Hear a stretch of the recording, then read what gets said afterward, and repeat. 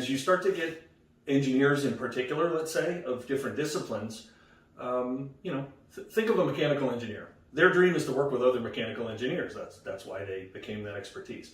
I know very few that wake up in the morning and say, I really wish I could spend my whole day with software people and marketing people.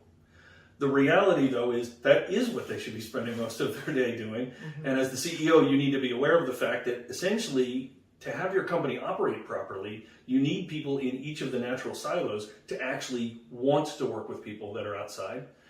And therefore, it's your job not only to have the right culture and management, but to have the right processes that enable them to do it properly.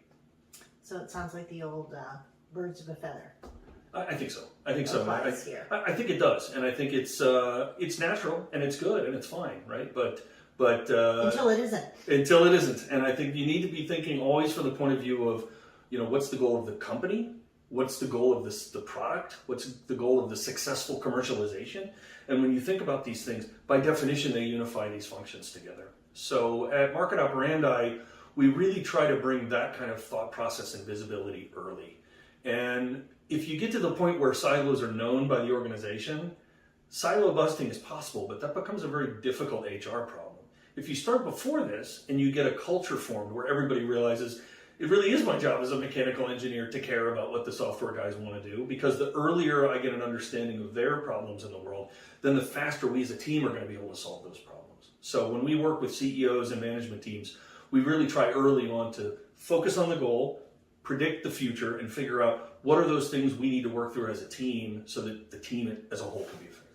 Silos are about lateral information flows. They're about somebody in one silo talking to somebody in another silo. The CEO is almost never in the room, because when they're in the room, everybody's talking to the CEO. So we always make sure that we also work with the other managers in the company. They're the ones that are going to see the siloing form. Generally, the CEO often believes it's not happening for some time when it is happening. And so we really want to make sure that not only are we coaching the CEO, but we're actually advising the managers as well. That's a great point. Great. Well, Kevin, if somebody wanted to talk to you about this further and how Market Operandi might be able to help them through this process, or better yet, anticipate it and prevent it from happening in the first place, how can they get in touch with you? So we're pretty easy to get hold of. We have our website, and you can contact us there. We have our LinkedIn page, my personal LinkedIn page as well. So we're pretty easy to get hold of. And as a general rule, we're always very happy to talk to CEOs and senior execs of startups and VCs. Give us a call. We'll spend 20 minutes. We'll have a chat and see if we can give you some good advice and help you out. Sounds great. And we'll leave this up at the end of the video if you'd like to get in touch with Kevin or one of his team members. Kevin, thank you so much for your time today. Thank you very much.